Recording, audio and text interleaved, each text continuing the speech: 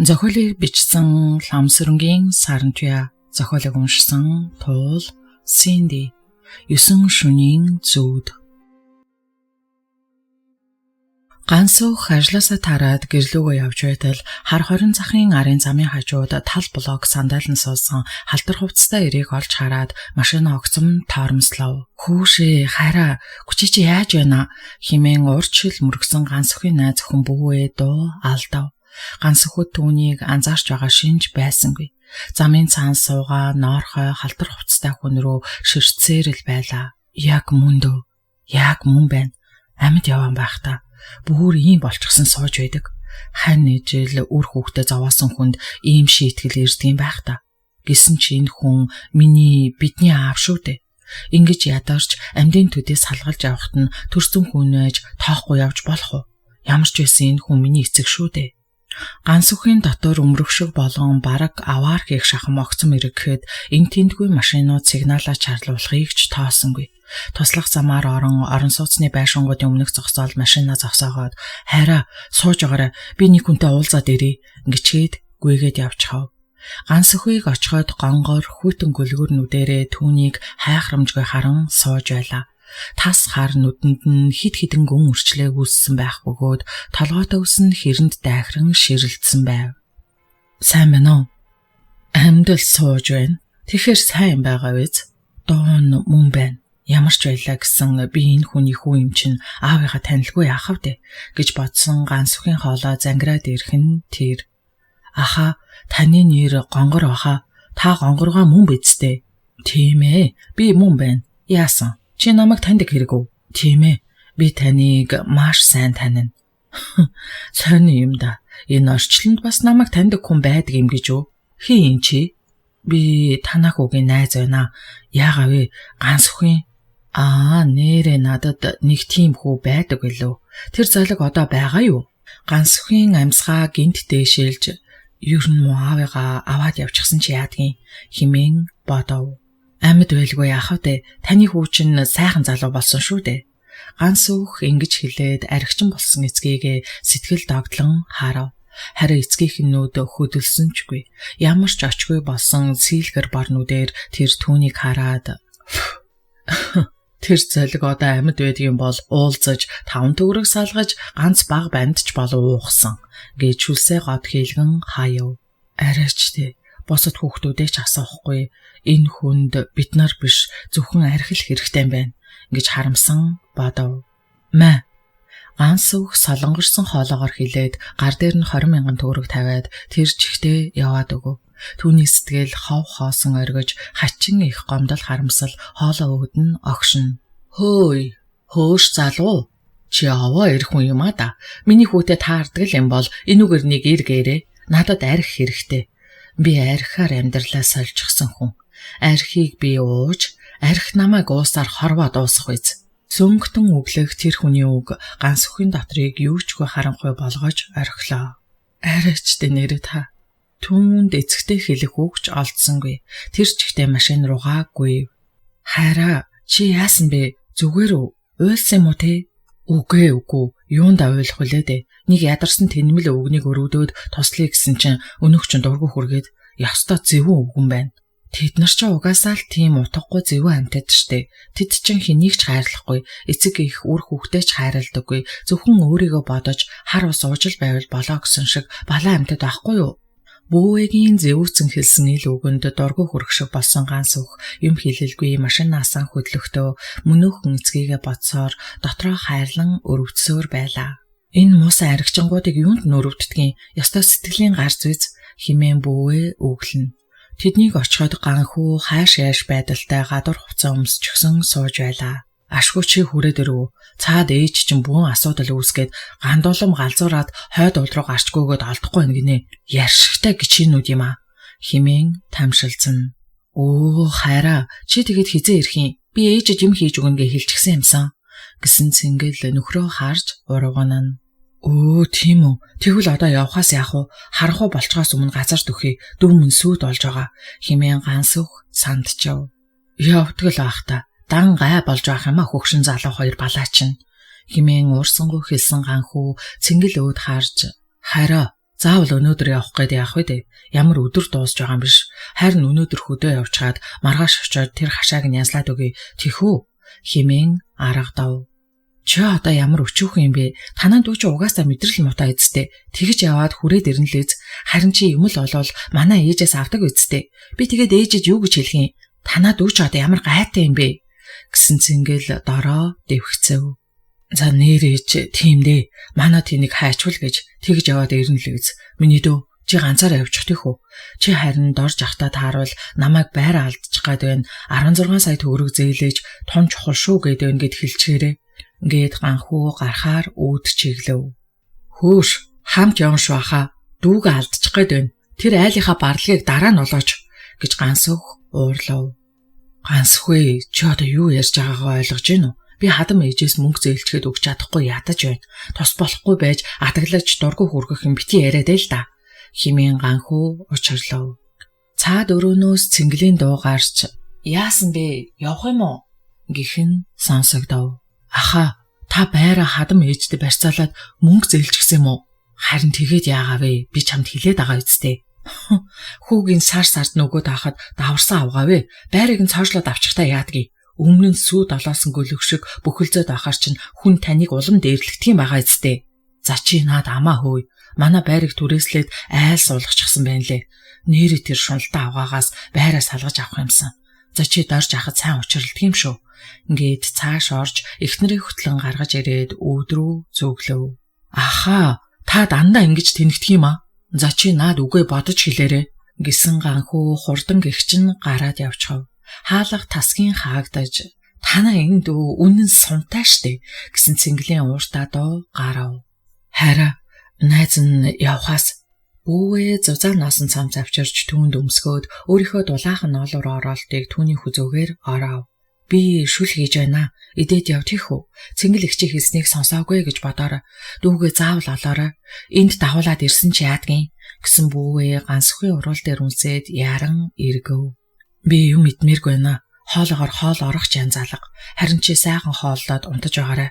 Харин маргааш ирээд энэ муу цэнгэлийг гэрээсээ хөөж явуулнаа. Миний ахын хүүхдийг гаргадаггүй, бас ахыг минь дандаа дээрлэгдэг зөвхөн хүүхэн байхгүй юу? Гээд бүүвээ гүнсэн түүний өдрөөс өдөр томрон байгаа хөвлийг зөөлөн илээд яаран гарав. Хараа хамт явах уу? Яах юм бэ? Чи минь ядархын нэмэр бас хүүхд маань ч ядарчихна. Харин дүүгээ олоод хурдан ирнэ. За юу хараа. Хаалга чихран хаагдаж бүүвээ зүрхээ даран тонгоонсов. Түүнд нөхөр нь эргэж ирэхгүй юм шиг хачин их төгшөөрт бодол эргэлцсээр л байлаа. Яасан муу яртай юм бэ?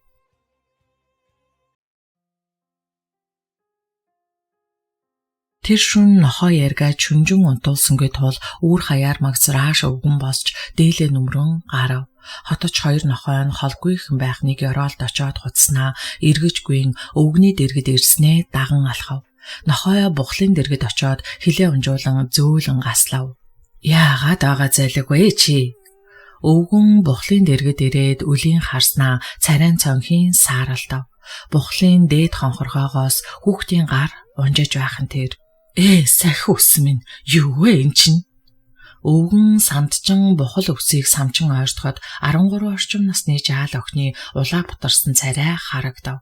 Охин ихэд халуутсан бололтой бас ихэд ядарсан байртай унтаж харагдав. Үгүй эн чин үзэгдээгүй хөөхөд байх чинь яаж яваа золиг вэ гэж үгэлсэн өвгөн доош бүхийн охиныг тэврээд гэр өөдөө алхахад хоточ нохтон даган шогшов. Доолгоор хөгшөн босоорой. Манайд нэг зочин ирдэхэд гадаа өвсөнд унтаж байна. Ингэсээр хаалгаар багтаж зөвхөн орж ирсэн өвгнөө харсан долгормаа яран босов.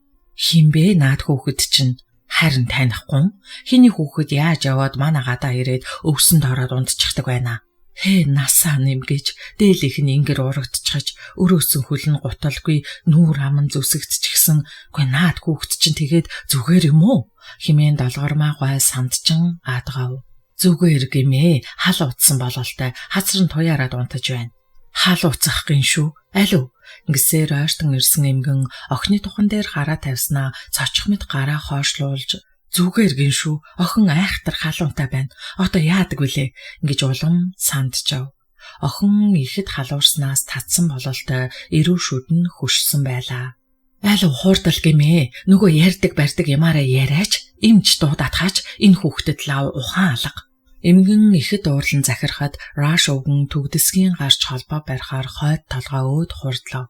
Ухаан санаан солиорсон өргөдөлт охиныг заяа тавилан тэтгэн халуун сэтгэлд хөвгчдийн гадаа авчирсан нь ёстой л сохор аз байлаа. Заашгүй охин олдлоо. Одоо энд орж хаачдаг байна. Ар гэрт нь ийм айхтар юм болж байхад алга болчихдог. Мөн сэтгэл амар хүн юм а.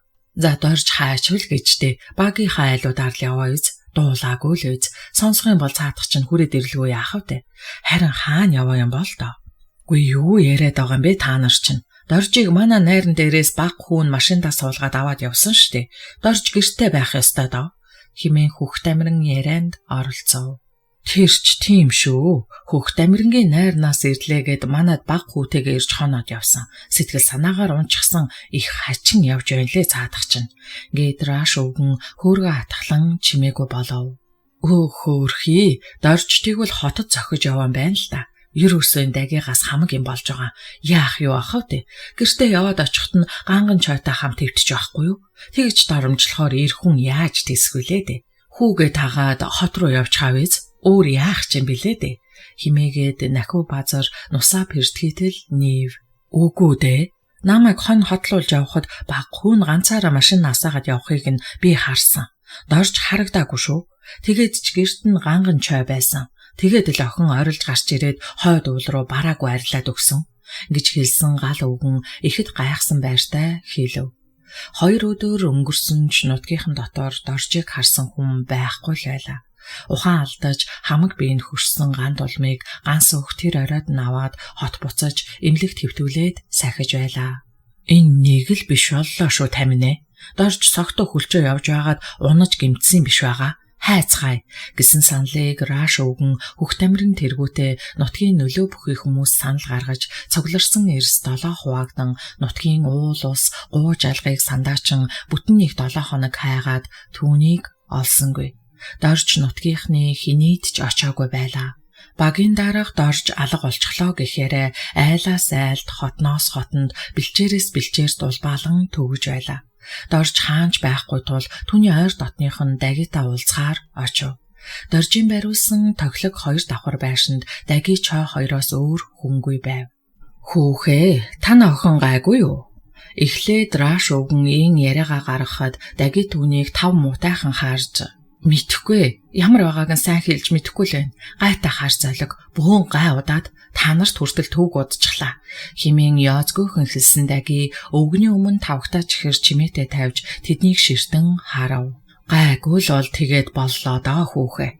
Дорж хаана байна уу? Хин мэдхэвдэ. Тэр ямар гэрийн бараа харах биш. Нэг газар айлаар л доншиж яваа биз. Доншлоод байх ч юу ах вэ даги? Чи ир нөхрөө эзгүүрчилж энэ мэд улстай хүнжил хуваалцаад байхаар чинь тэр хүн яаж гэртээ ирэх вүлээ дээ. Чи ч гэсэндээ адилхан ир хүн байж ийм муухай юм хийгээд байж л байдаг. Ёстой нэг арилсан дотортой улс юм да та нар. Дорж хаана байна уу? Би түүнийг бүтэн 7 хоног хайгаад олсонгүй. Дорж та хоёрыг бодвол олонтой хүн шүү. Та нар доржийг яаж орхив? Химэн хүүхд амиран хэлээд тэднийг цоо ширтэв. Хүүе, бид яаж мэдтгийг? Гэртээ ирэхгүй ахт чинь яах гэд хэрүүл өдөж хил ам хийгээд байгаа юм бэ та нар чинь? Хэрүүлж өдөөгүй байна хөө. Ачиг бачаар гэж эзэн нь алга олцоход байхад чи гэр оронд нь өөр хүнтэй сууж байгаад чинь дургу хүрээд хэлж байна. Манай хүүгийн хурмын дээрээс чиний баг хүү ганс өх доржийг яаруулсаар байгаад аваад гарсан. Та нар доржийг хаана авчиж яаснаа хэлээд орхи. Эсвэл би цагдаад мэдэгдлээ. Химэн хүүхд амиран хэлэхэд царайн сааралтан барайсан чой дагигийн цаана үг дуугүй сууж байлаа. Яалаа гэж миний хүү түүнийг нуудгийн гүчи хүн андуурч байна гэж эхлээд даги халгаасангүй. Ганц өхтэй гэртээ цуг ирж хонсныг Раш өвгөн бас хэлв. Хачин юм да. Ганц өх яах гэж тэр лайг очиж авсан болоо. Тэр лай бас одоо яачхад лай татаад ирэвдэ. Даги ийм бодоод хачин юм да. Миний хүүд орчтой хамт явсан байх та гэж хивгнээд ганц өхийн утсанд заалгав. Төдөлгүй түүний чихэнд хүүгийнхэн доо тодхон сонсогдов. Сайн уу ээжээ? Та санаа зовлтгүй. Дүү ухаан орсон. За тэр яах вэ? Бас нэг гай дэгдээд байна. Гүчи яаж солиорхороо доржийг айлын найрнаас авч явдгийн. Тэр нэг юм чи одоо хүртэл алга болчоод олдоогүй байна. Хаанч доншиж яван хэн мэдхөө. Юу яриад байгаа юм бэ ээжээ? Аав гэртээ ороогүй мó? Би яарад аавыг гэрийн гадаа буулгаад наашаа ирсэн штэ гэсэн Гансүхийн дуу сандрангуй болж ирэв. Үгүй ээ, гэртээ орж ирээгүй ч гэжтэй. Би тэр үед байгаагүй, малчных руу явсан байсан. Нээрээ цаадах чи хайчдаг байна гэж Даги баахан эргэлзэнгүй хэлээд уцаа саалгав. Манайхуу доржийг гадаа буулгаад явсан гэхийн химэн Даги баахан гайхсан дугаар хэлээд чой руу харж дорж орж ирээгүй мó гэлээ. Чой толгоогоос ихсэрч үгүй тэр орж ирээгүй гэж Игмакийн хэлв. Тэгэхээр доржийг та нар мэдэх хэрэг болж дээ. Раш өвгөн тод гэгч нь хэлээд хөөргөө өвөртлөн одоо ер нь цагдаад мэдэгдэхээс өөр аргагүй боллоо. Ингээд өндийхөд бусдан дагалдан босов. Тэгэхээр Раш гой хоёлоо сумын төв явъя. Хэсгийн төлөөлөгчтэй уулзъя. Бусд нь ирлээ үргэлжлүүлж бай гэж захирамжилсан хүүхд амиран Дагиг зэвүүцэн харж өөг нь чамайг завж явхад дорж татаж гаргасан ачтан сонж даанч чамд хүний сэтгэлийн өчүүхэн үртэс жалгадаа. Хүүчин хүртэл ачийг нь хариулахын оронд түүнд дайсгансан байх юм бол би чамтай хатуу тооцоо хийн шүү. Ингээд хаалга руу алхав.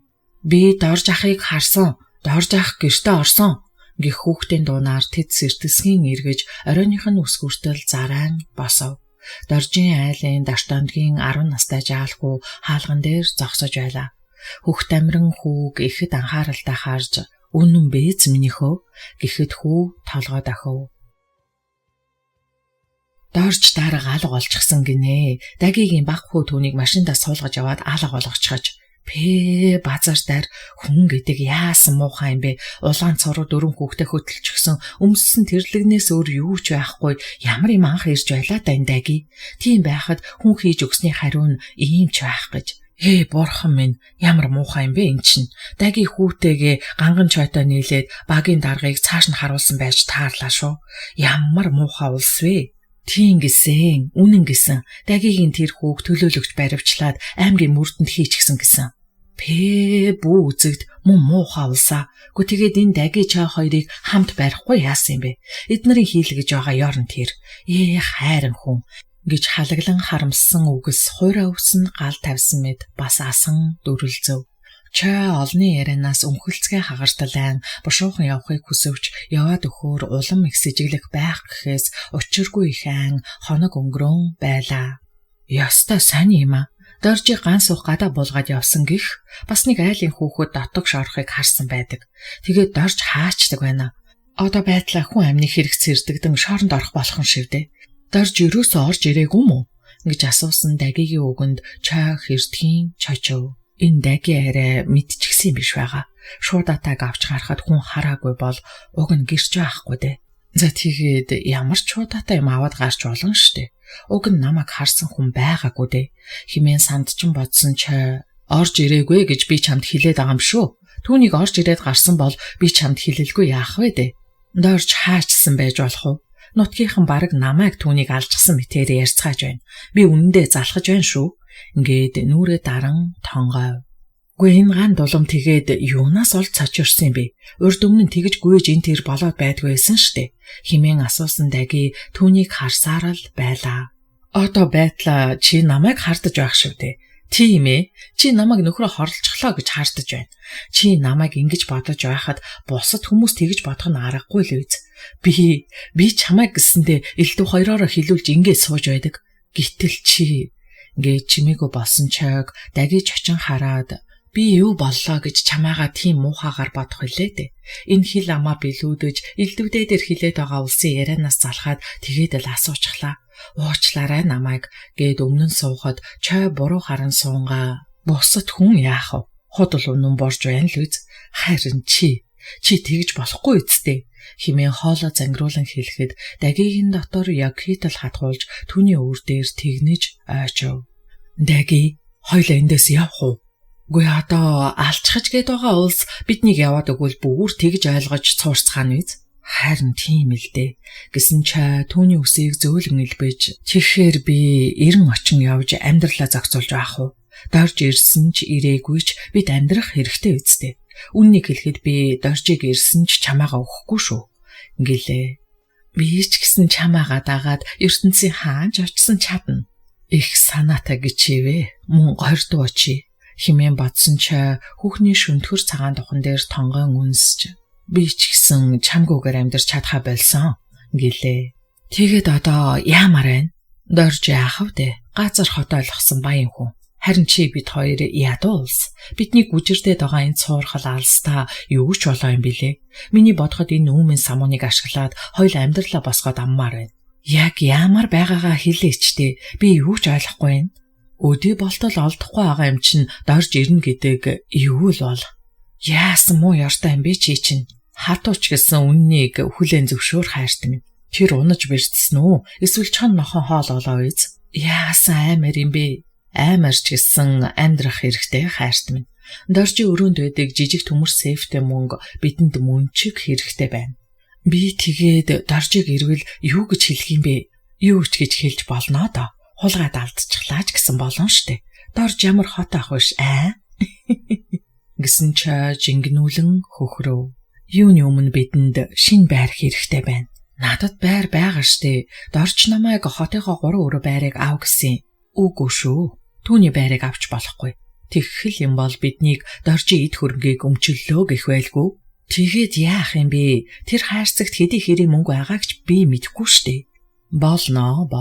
Чамлалтгүй мөнгө энд байгаа гэж би бодож байна. За мэдэхгүй дээ. Химэн сулган дуурсан дайги сэтгэлдээ доржиг бодсоор л байлаа. Хаачсан бол тоо. Амьд минь байгаа болов. Надад гомдохдоо гэрээсээ зугтаж аваад хад асгар унаж бэртв. Чон нохон хоол болчихвоо. Хөөрхий дөө. Надад уг нь үйл өргөө сайнсан. Хүн намайг тэгж их ядарч зовж байхад тус болж энэ сайхан чинэлэг амьдралд умбуулж байхад би яагаад түүнийг хайрлаж чадаагүй болов? Энэ сейфэнд наад захын л тэрбум төгрөг бий. Энэ чай түүнийг мэдсэн болов та. Чай шунал ихтэйж надад ямар сайн байдаг үлээ дээ. Дорч надаас ингэж дайжиж байхад би түүний хажууд нь байж заваагаад яах вэ дээ? Хийвэл бүү айвал бүү хий гэж надад одоо буцах зам алга. Би ч гэсэн хүн шүү дээ. Гонгорт зодуулж залуу нас минь өнгөрсөн. Юугаарч дутаагаагүй доржийг би хайрлаж чадахгүй. Тэгэхээр би зүрх сэтгэлээ даахаас өөр яах вэ? Дорж малчиддаа надад битгий юм үг гэдэг баах. Түүний малчид миний үгийг сонсохч биш. Хүний бэлэн чинэлэг амьдрал дээр хүн болгон дадлагдаж ингэж байхаар хайртай хүнээ дагаад дуусъя да. Жаргаж завхын алин болохыг ховь заяа минь мэдэг гэж бодоод санаа алдав. За тэгэхээр чи минь яв да. Би шийдлээ. Тэр мөнгө аваад яв. Надад хадгаламжинд бас хэдий юм бэ? Амьдрах орон байраа бэлдэж бай. Би бүх юмний шийд гарч намдмагц араас ч очино. Даги ингэж хэлээд уртаар шүүрс алдав. Чаа ихэд баярлан үсрэн босч. За тэгвэл би одоо явлаа шүү. Эрхэм хатагтай таны төлөө зүтгэе химэн нэмсэглэн яслав. Чаа салхинд хийсгмэд яаран дэгдэлцээр тэр дорхноо гарч оджээ. Хажуу айлын залуугийн машинд нөгөөх сейфээ ихэд нандагнан илгэндээ тэрсээр орж суусан чаа дагийг хүний урманд ч эргэж харсангүй. Нөгөө их хайраар долгилсон зүрх сэтгэл нь алга болсон аятай хөндий хүйтэн царай дагид үзэгдээд чай холдон одов. Даги ихэд санаа алдаж буудан дээрээ очиж суув. Гинт түүний ард хүн зогсож байгаа юм шиг санагдахад хамаг бие нь хүйт дагаад явчихсан даги маш хурдан эргэн хартал хинж байсангүй. Хин нэгэн хааны газар шанлан байх шиг болоход даги давхын цочож хинбэ дарж гэж яагаад ч юм хашгирав. Хариу тагчиг. Гандуулмын сахиул байна уу? Доод давхраас эмэгтэй хүний дун хатахад гансүх ухсгийн босов. Цагаа харуул оройн 19 цаг болж байлаа. Ганхуу ах ирсэн болов. Эсвэл бүү минь гэж бодсон гансүх унтаж байгаа гандуулмын хүнчлийг засаад яран гарав. Игч ганц цэг нь өнгөрсөн намар сураг тасраад байгаа тул гансүх дээр ах найз бүсгүй хоёроос нөөр ирэх хүн байхгүй байлаа. Сэтгүүхийн цочорч хатгаа авч хүндэрсэн гандулам сэхийний өрөөнд 7 хоноод энгийн палатанд орж 3 хоноход гансүх дээр хинч ирээгүй байсан ажээ. Гандулмын бие тийм ч сайн биш байлаа. Хүлээх өрөөнд гансүхийг орж ирэхэд ойр дотных нь хинч биш цагдаагийн ахмад цолтой дунд насны махлагэр хүлээж байлаа. Түүнийг харснаа Ахмад гар өргөн яслаад амрыг эргэн ганц өх мөн үү гэлээ. Сайн байна уу? Тийм ээ, би ганц өх байна. Танд биеийн байцаалт байна уу? Ганц өх ингэрийн халаасаа уудлан иргэний бичиг баримтаа авч Ахмадад өгөв. Иргэн ганц өх намайг дагаад явдаа. Танаас асууж тодруулах зүйл байна. Тийм үү. Би дүүгээ сахиж байгаа юм л да. Дүүгийн минь би таарахын өөрийгөө удирдаад явж чадахгүй болцоод байгаа. Яах вүлээ? Би өглөө тань дээр очиод уулзаж болохгүй юу? Ахмад махлаг хурууга хооронд нь инжтээд "За ээж, би таныг баривчлах гэж байдаг. Та иймэрхүү байдалд байгаад байдаг."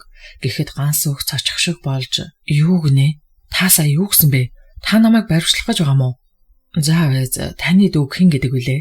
гэж жижүүрийн эмчийг дуудуулав. Төдөлгүй хонголд өсгийтэй гутлын шал тавшлах чимээ сонсогдон чагнуураа барьсан эмч орж ирээд "Сайн байна уу? Намайг дуудсан уу?" гэж асуув. "Тийм ээ. Танаас зарчмын хэд хэдэн зүйлийг тодруулах гэсэн. Танад эмчлүүлж буй гонгорын ганд улмын биеийн байдал ямар байгаа вэ?" Ганд улам эрчим тэмчилгээнд эмчлүүлж байгаад 2 хоногийн өмнө энгийн палатанд шилжсэн. Биеийн байдал нь таарахын байгаа. Иргэн ганд улмын дэргэд сахиур байх шаардлагатай юу? "Тийм ээ. Ойлгомжтой." Гээд ганц өхийг харж "За тэгэхээр залуу минь дүүгээ сахих гэр бүлийн хүмүүсээ дуудтаа" гэлээ. "Ингэхэд би яачхаа та намайг авч явах гээд байгаа юм бэ? Одоогоос 10 хоногийн өмнө алга болоод олдохгүй байгаа иргэн доржийн алга болсонтой холбогдуулан шалгах ёстой болоод байна." "Юу гинэ? Манай аав яасан гэж?" Залуугийн царай цонхиогоод явчихыг Ахмад харж суулаа. "Тэгэхээр та дүүгээ үргэлжлүүлэн сахих хүнийг дуудах хэрэгтэй." 2 чихэн шуугаад явчихсан ганц өх сая Ахмадын хэлсэн үгийн учрыг олж уцаа гарган ах руугаа залгав. "Байна уу? Аха, та хаана байгаа юм бэ?"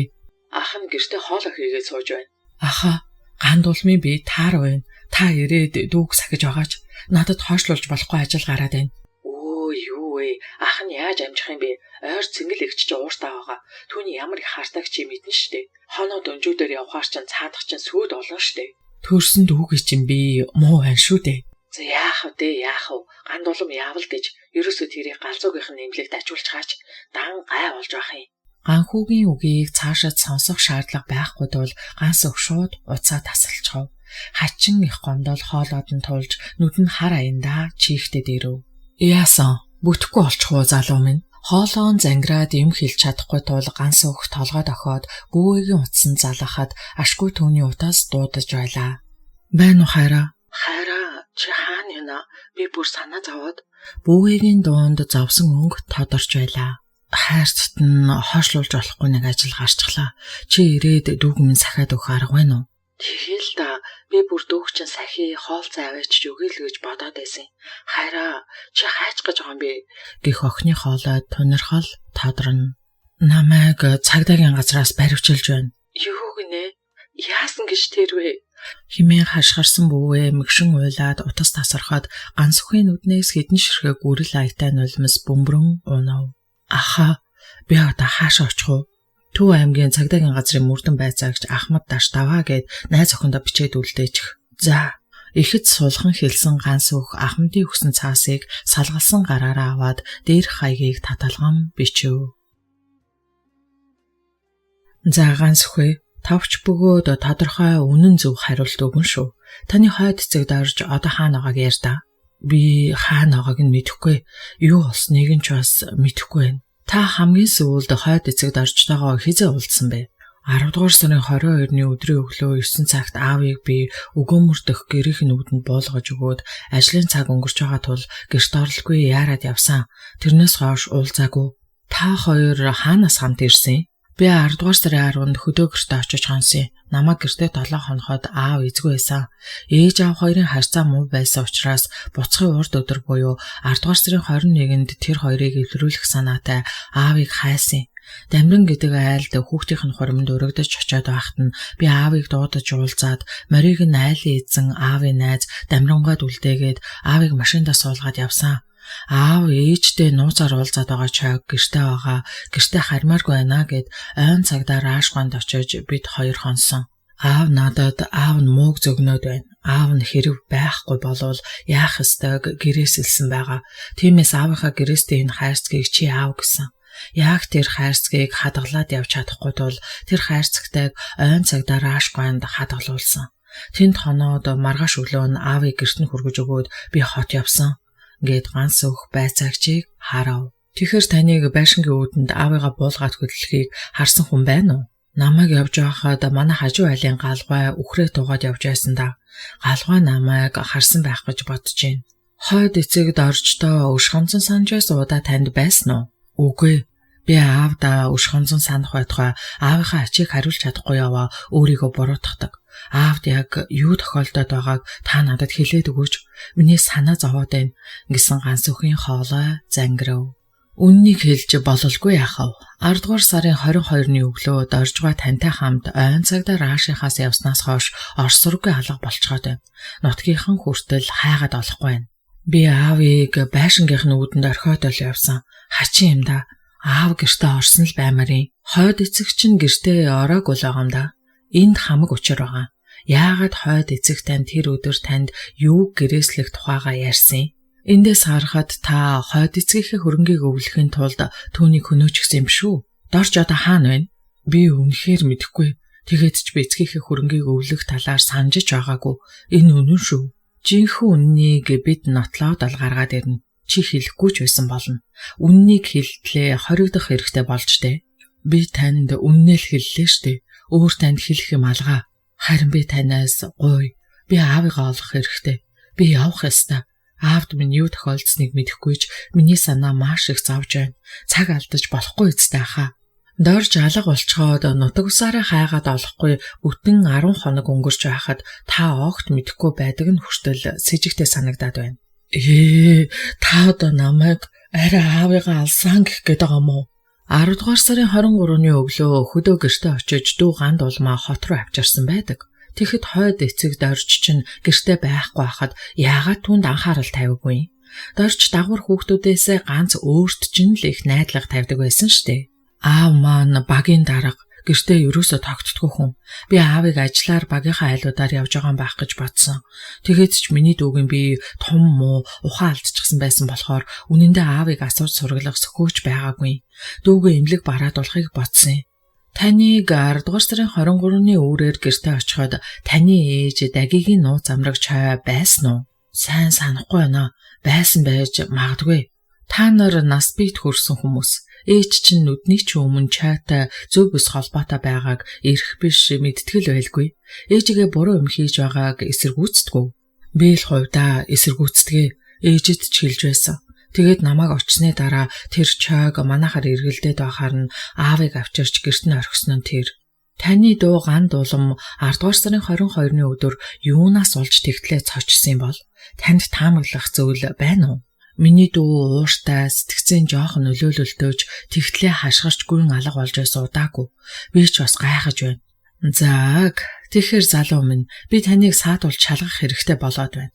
Цаг гар утас өмдний тэлээ гутлын үдээсээ тайлаад ширэн дээр тавь гэсэн мөрдөн байцаагчийг харсан ганц өх чичирхийлсэн гараараа өмднийхөө тэлээг тайлав. Ганц өх инхүү сэтгэлийн асар их шаналгаатай бодолтойгоо хансан цагдан хоригдов. Тэр өдөр Москвагийн тэнгэр бүүдийн сааралцсан өдөр байлаа. Гудамж зээлээр ямар ч зориггүй хэсэг алгасан лавг дулам ард нь машин сигналтахад эргэн харав. Өдрийн минь хатагтай таныг ноён намчинов ордонд аваад иргэж намайг явуулав. Тийм үү, уучлаарай. Намчинов надаар яах гэсэн юм бол? Би мэдсэнгүй хатагтай. Өршөөгөрөө сасаануу. Би гэрээрээ орж хувцас солих хэрэгтэй байна.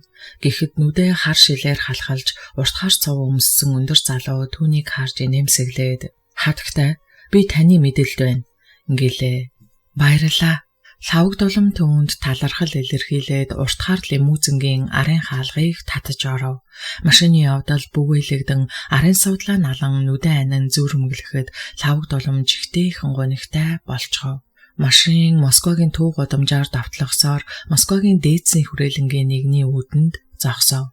Хэдийгээр 50 нас өнгөрч яваач бүсгүй хүнийхээ гоо сайхныг алдаагүй байгаа лавг дулам ганган хэнцэр алхасаар эртний сурвалжтнуудын маяг завгарыг дуурайлган барьсан гоёмсог 3 давхар байшингийн хаалгыг түлхэн оров. Өдөө болсон хойно намчин надтай уулзаж яах гэсэн бол гэх бодол зүрхрүү нь уурсна.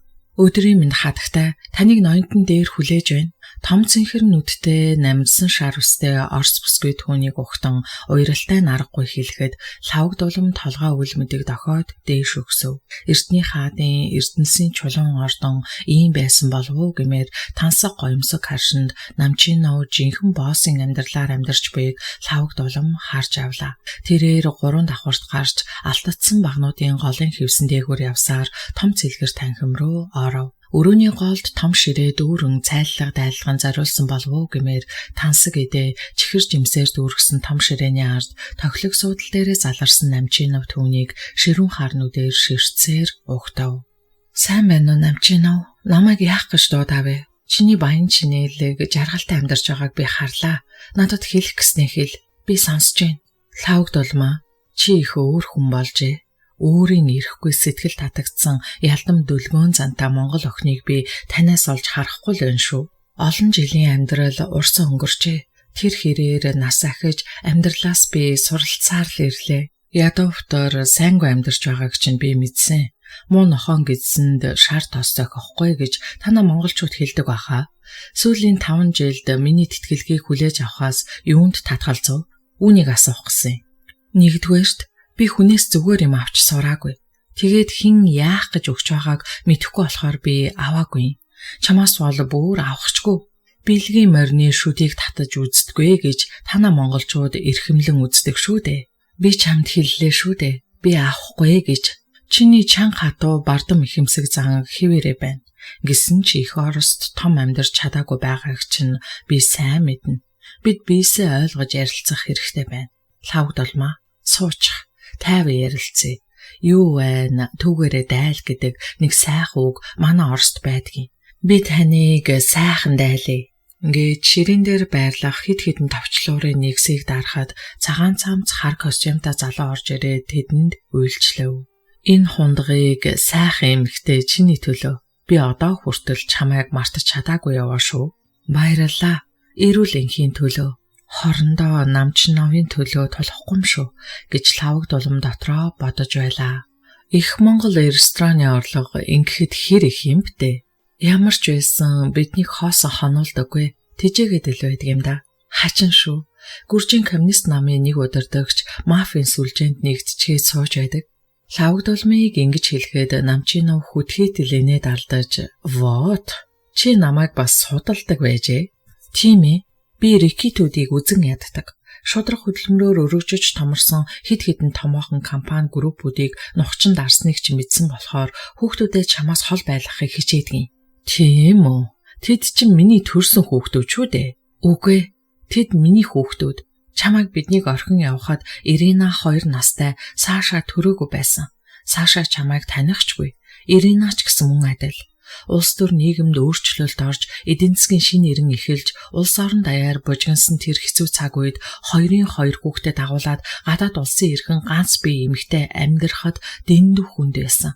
Гэсэн ч би худлаа хэлээгүй, хулгай хийгээгүй, хүүхдүүдэд хижээж өсгөж чадсан. Би хуваа хичээж амиа бодсон бол эцэг их орон руугаа явчихж болох л байсан. Гэсэн ч би хүүхдүүдээ их орноос нь холдуулахыг хүсээгүй. Тэд бол их Оросын унган иргэд. Чиний зөвөө лавг дулмаа. Чи ингэж хэлэх бүрэн эрхтэй хүн. Би та гурвын өмнө буруутай. Одоо тэр бурууга цайруулах гэсэн. Одоо болсон хойно чиний тус бидэнд хэрэггүй. Хэрэгтэй үедээ хэрэг болоогүй тус одоо надад хэрэггүй. Ойрхон сазан новыг над руу явуулах хэрэггүй шүү. Чамайг ингэнэ гэдгийг би мэдсэн юм аа. Чи надад Иринаг л өгчих. Химэн намчинов хэлэхэд лавг дулмын зүрх зогсож шахав. Үгүй, чам тийм эрх байхгүй. Ирина өөрийгөө мэдэх болсон. Тэр чамайг үзэн ядаж байгаа. Мэдээж үзэн ядаж байгаа. Гэхдээ тэр бол миний төрсөн охин. Авиастай, царайлаг, бас чадварлаг жүжигчин. Тэр охиныг Москвагийн төдийгүй дэлхийн мисс, дэлхийн алдаршдан болгоно. Тэр эцэг их бидний төдийгүй дэлхийн түм хүмүүсийн бахархалтай алдартай од болох болно. Чи үүнийг бодож үзээч дээ гэж намчинов лавг дулмыг нэвчөөч ширтэх ажээ. Лавг дулам нэг их яазгүй муу зүүн татаад явчихав. Энэ мөн новш хизээч сайн юм сэтгэхгүй. Төрсөн үрсээ хайрлахгүй хаяад явчихдаг эцэг хүний инэрэнгүй сэтгэл гэж чухамдаа юур байх болов уу? Намчин нав яалтчгүй коммунист намын бэлтгэгдсэн боловсон хүч. Тэгсэн хэрнээ цагийн байдлыг ашиглаж төрлөх намаасаа урууж үндэсний нилээд томоохон хөдөлгөөний тэргүүнээр өөрийгөө өргөмжилж хөдөлгөөнийхнээ ашиглан дээрэм тануулд чадамгай нэвтэрч одоо Оросын хид хідэн томоохон зэвсэгт бүлэглэлийг өөртөө нэгтгэн удирдах байгаа. Тэднийхээ гараар юу ч хийлгэхээс зийхгүй. Тиймээс намчин навын дургуг бас хүргэж болохгүй гэсэн бодол толгойд нь буухад лавгдулам зөөлөн шүүрс алдав. Намчин нав, энэ асуудлыг би ганцаараа шийдэх зүйл биш байна. Би охинтойгоо ярилцаад эргээд холбогдъё. Үгүй дээ хонгор минь, би чамайг зовоохгүйгүй шүү. Би төрсөн үрээ хизээч муу зүйл рүү төлөхгүй. Би чам руу сасаа новыг явуулна. Хүсвэл та гурав Москвагийн шинэ хороолол тоглог байранд амьдарч болно шүү дээ. Би чамаас ирэх хариуг хүлээж бай. Гэсээр намчин нав түүний гарыг үнсэн үдэв. Чавас гэж одоо л энэ хараал шингэсэн хөл толгойн ялгагдахгүй Москвагаас зайлаад өгөх цаг ирлээ. Тийм ээ, Москвагаас явах нь зөв. Харин Иринагаа бодвол Европ, Латин Америкийн орнууд руу яагаад ирэнэ гэж цаашаага бас бодох хэрэгтэй. Цаашаач гэсэн Москвагийн их сургуульд амжилттай сайн суралцаж байгаа. Намчин наваас л холдох хэрэгтэй. Түүнд өөрийнх нь гэр бүл байгаа. Тиймээс багт нь хаяад явсан миний охиныг тэр хиндэж хэдэн сая төгрөгөөрч хамаагүй зарч чадна. Хэлсэн нь үнэн байсан ч алдар нэр баян чинэлэг амьдрал охинд минь сайн сайхан ирээдүй авчрахгүй. Миний охиныг чухам ямар тавилан хүлээж байгаа бол чаавас гэж харин нутаг тэнүүчлэн амьдрах эмэгтэй хүнд ямар хэцүү байдгийг би өөрийн биеэр амсч мэдэрсэн хүн. Хоёр нялх хүрмэн байгаа болохоор л би энэ Москвагаас явж чадаагүй. Тэрнээс юу дутлаа гэж би очоод золгох ээж аав угтаад авах их орондоо очихгүй байх вэ дээ. Хөөх хідөө миний охин одоо ямар том болсон бол доо. Царайлаг хөөхөн бүсгүй болсон байх та гэж бодсоор лавгдулмын нүдээр нулимс мэлтэсгийн дүүрөв. Бурхан ивэг чамд сайн сайхныг хүсье.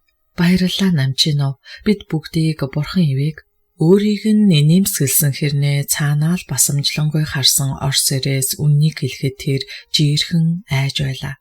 Лавгдулам намчин навын үлгэрийн орчиг баян тансаг байшингаас гарахад түүний туслах сасаанав уртхаар лимузингийн хаалгыг онгойлгож урхнаар нэмсгэлэн угтлаа. Тэр хуурамч инээдийг харсан эмэгтэйн цээж рүү хүйтэн цуст могоо харсан аятай дотор нь зарлзав.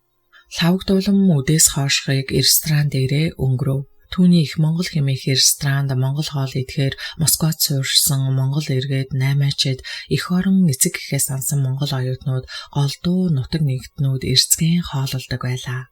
Энэ удаа яагаад ч юм бэ лавгдулам монгол хүн хармаар санагдан үйлчлэгээний том зааланд явж оров. Үйлчлэгээний зааланд хүн ихтэй байлаа. Дам монголчууд тавтаа гэгчин сууцгааж яруу хүн байдлаар хооллож байлаа. Яасан сайхан юм бэ? Манай монголчууд та нарыг харагч мөн сайхан шүү. Хөөх ээж аав минь ямар их өгшрөө бол доо. Охин минь энэ жил дээд сургууль төгснө гэсэн. Тэднийг нэг харах юмсан. Халуун амьсгааг нь мэдэрч тэрвэрлдэн урттал суух юмсан.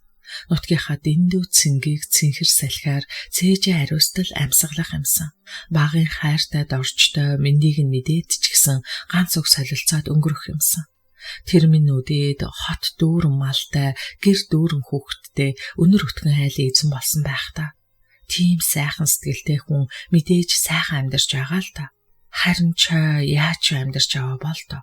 Олон хүүхний нулимсыг үзэж олон хүүхдийн хувь заяаг өнчрүүлсэн хүн дээ. Ямар ч байсан төрсөн үрийн минь эцэг юм да. Хүний идэлх жаргалыг эдэлж амар төвшин амьдраасаа билээ дээ. Би мөнж аацгүй хүн юм да. Ирчүүдийн тоглоом болж эцэггүй үрсээ тижээх гэж харийн нутагт ингэчиж зовж явах гэжтэй. Намчин новын дарамт бүхэл эхлээсэ химэн бодоход дотоод сэтгэл нь ихэд хямарч нүдийг нь нулимс бүрхэн авахаажээ. Бурхан минь надад амар тавин амьдрал хэрэгтэй байна. Лавгдулам чин сэтгэлээсээ ийн залбирав. Ард нь хөлийн чимээ сонсогдож төд удалгүй чанга чирэг гар чэжээр нь тэрж халуун амьсгаа ойртон хацарт нь хацраа наахад тэрээр эргэн харав. Ээжээ, та юу хийгээ зогсоод байгаа юм бэ? Хүн үгээд авахцуулан амьсгаа дээр ихэд догдолсон байдалтай зогсож байлаа. Ямар нэгэн шаналн зүрхийг нь атгалан байх шиг сэтгэл зүйцүүлэх ажээ. Юу олоо вэ минийхүү? Ямар нэг юм болоо юу? Саша ихийнхээ нулимс мэлтэгнэх том алагнууд руу ширтснээ долоовор хуруугаараа тэр усыг зөөлөн арчаад ээжээ та зүгээр үсттэй гэлээ. Тийм ээ, зүгээр. Харин миний аз жаргал олсон хайртай хүн минь чи их баяртай байна тийм үү? Ээж нь хүүгийнхээ баяртай байгааг харах дуртай шүү дээ. Гээд лавг долом хүүгээ үнсэв. Ээжээ, таны өрөөнд очие. Бидэнд ярилцах хэрэг байна. Саша ээжийнхээ гараас багийнх шиг хөтлөн офисууд нь яарахад лавг долом түүнд дуулууртай наргагүй хөтлөгдөн дагав. Ээжээ, өнөөдөр жинхэнэ аз гис өдөр байлаа. Америк ихтэй сургуулиудын аль шилдэгт нь сонголтоо хийгээд суралцах, тэтгэлэг сургалтанд намайг үндэсний эрхчлөөг эрхэмлдэг улс төрийн томоохон бүлэглэлийн нэг удирдагч санал тавилаа. Хүн азтай байгаа биз? Ийм гайхалтай саналаас татгалзах тэнэг хүн хаанч байхгүй гэж Саша ихэд бахархалтайгаар хэлэхэд лавг долмын дотор муухаараад явчихлаа. Одоо яана? Намчинов Иринагаар төдийгүй хүүгэн цаламдан түүнээс авах бэлтгэлээ амжилттай хэрэгжүүлж байг лавг долом төвөггүй ойлгов. Минийхөө хинч байсан хин нэгний өгсөн бэлэг тэтгэлэг хожмоо асар их төлөөстэй байдгийн. Энэ талаар чи санахын ч хэрэггүй гэсэн лавг долом сэтгэлийн зовлонгоо барьж дийлэлгүй санаа зовнсон царай гаргав. Ээжээ, уг нь би таныг гомдоо гэж бодаагүй юмсан. Хүүгээ уучлаарай. Энэ бол хүүд нь алтан боломж шүү дээ. Би бодохдоо амьдралд алтан боломж тохиолдохч төлөөс нь нулимс болох нь ч байдаг шүү дээ өр минь. Ээж нь үрдээ үргэлж сайн сайхныг хүсгээс өөр яахсан бэлээ. Миний хүү ээжийнхээ үгийг сонсвол уг нь зүгээрсэн. Ээж нь хүүгээ хин нэгний хатуу гарт хожим нь атгагдах урхинд орохгүй гэж болгоомжлохдоо ингэж хэллээ. Миний хүү сайн бодоорой гээд санаа алдсан ихийгээ Саша өрөвдмөр харж ээжээ битгий юм бодоорой. Би таныг орхиж авахаа ерөөсө боллоо. Би ээжигээ 18 жил мэддэг. Харин тэр улсыг мэдэхгүй. Тэгэхээр би таны саналыг даглаа. Та бол миний бурхан шүү дээ. Гээд ээжигээ тэрхэд лавг долмын дотор цэлмэд явчихав. Хөөхий дөө миний хүү. Ийм уяхан сайн хүн шүү дээ. Харин Намчиновын дараагийн дайралтыг яаж зогсоох вэ? Тэр яагаад надаас хүүхдүүдийг нь булаах гэж байгаа юм бол? Муу өөдгөө амтан гэж зэвүүцэн бодов. Лавг долом орой болохыг тэсэн ядан хүлээж байлаа. Намчинов Иринатаа уулзалт хийсэн байх. Харин охин минь яаж хүлээж авах юм бол? Арайч миний охин ээжигээ орхихгүй хаа гэж гунхран бодов. Мамочка, ээжээ, их сониндоо. Тэр хүн надад санал тавьсан. Намайг бүр дэлхийн хэмжээний од болгож чадна гинэ гэж Ирина тунгалаг цэнхэрнүүдээр ихийгээ өрөвдөнгүй ширтэв. Тийм үү? Тэр бас чамтай уулзаж амжаа юу? Тэр өөдгөө новш бид гурвыг хаяад явсан шигэ одоо ч гэсэн орхичгож болохгүй байгаа бах та. Ирина, ингээд чи түүнийг ямар өөдгөө амтан гэдгийг мэдэж байгаа үсттэй. Мэдээж би тэр хүнд гомддог. Түүнийг эзгээгээ гэж боддогчгүй. Харин надад нэг бодол байна ээжээ. Тэд миний дүүг бас таныг тандан дагаж мөрдөж байгааг би мэднэ. Өнөөдөр би олж мэдсэн гэж. Би Намчиновын 3 эхнэрийн 9 хүүхэд байгааг олж мэдсэн. Мэдээж энэ тоонд дүү бид хоёр ороогүй шүү дээ. Гэхдээ тэр сүүлийн 6 сарын турш бид хоёрыг дагаж мөрдөнд судалж байгаа юм байна. Зарим талаар Намчинов бас шудрагч юм шиг. Түүнд бизнесийн болон улс төрийн олон өрсөлдөгчд байгаа нь гарцаагүй. Түүнд нэр хүнд эдийн засгийг нь өндөржүүлэх өөрийн хүн хэрэгтэй гинэ. Тэгээд өөрийнхөө хууль ёсны үрсээс хайгаад амжилтанд хүрээгүй болохоор намайг сонгосон гэсэн. Намайг бүр маргаашнаас эхлээд Холливуудын супер оддын тоглож байгаа шинэ кинонд тоглооч гэж уурсан. Тэнийг охин. Гүчи тэгээ зөвшөөрчихсөн хэрэг үү? Тийм ээ. Би зөвшөөрсөн. Надад битгий уурлаарай ээжээ. Би Холливуудын кино одуудтай хамт кинонд тоглохоос татгалзаж чадахгүй. Тэр бол миний удаан хугацааны биелэлшгүй мөрөөдөр шүү дээ. Тийм ээ. Би татгалзаж чадаагүй. Хожмын нэг өдөр аимшигтайгаар харамсах цаг ирвэл яана. Лавг долмыг хоолой чичрүүлэн хэлэхэд Ирина тохоноос нь өргөн биеийг нь түшээд ээжээ та нэг зүйлийг ойлгооч дээ. Тэр хүн миний төрсөн эцэг шүү дээ. Ингэлээ. Тийм ээ.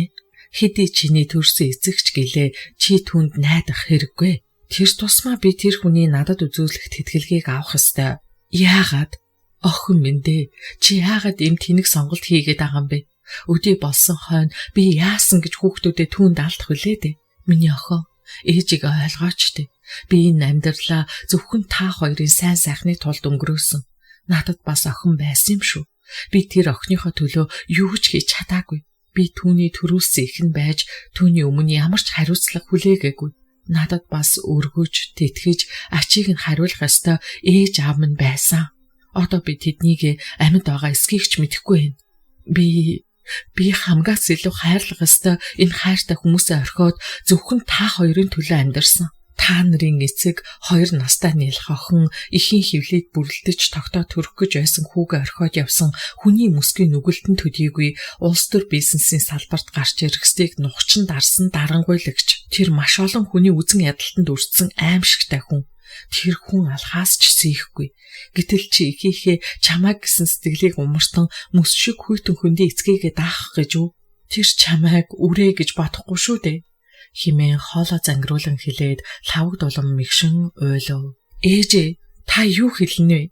Юу охин бэ? Надаас өөр охин танд бас байгаа мó? Тэр хин юм бэ? Ингэж хашгирсан Ирина ихийнхээ гараас дугтчиж гарав. Тунч их гомцсон сэтгэлийг гадагшлуулж урсан нулимсаа зогсоох гэж хичнээн хичээвч чадаагүй лавг дулам уйлсан чихтэй толгой дохив. Тэр шөндөө лавг дулам охинтойгоо ярилцаж хамтдаа уйлсаар үүрийн шаргал гэгээ цонхоор сүмэлзэх үед унтахаар хэвтцгээв. Ээжээ, таньда хайртай шүү. Охин таныгаа юу боллоо гэж орхих үлээ дээ. Та намайг орхилгүй өөрийн хайртай хүмүүсээрээ дүү бид хоёрыг сольсон байхад та охиныгоо харж л байгаарай. Охин нь таныгаа заавал жаргана. Гэсээр өвдгийг нь тэрэн мэгшин уйлсан охиныхоо шаргал үсийг лавг дулам инхрийлэн илбээд хайрлан үнсжээ. Ирина, охин минь босоорой. Ээж нь унтчихаж чи оройтоогүй биз? Охиныхоо өрөөнд ороод лавг дулам зог тусан зогсоод ихэд бачуур бололтой хан түвшин доош гулсаар шалан дээр суугаад Ирина явчихаж, миний охин явчихаж. Тэрээр ихэд гомдолтой хэлээд нүдээр нулимс мэлтисхийн дүүрснээ бултгасгийн доош уурсав. Ирина өөрийнхөө бүх юмнуудыг аваад явчихсан байлаа. Тэр намчи нов руу явчихсан. Тэр үед лавг дулмын сэтгэл хов хоосон оргиж өнөөдрийг хүртэл тэсэж ирсэн амьдрал нь бүхлээрээ тунч утгагүй болсон мэд санагдаж байлаа.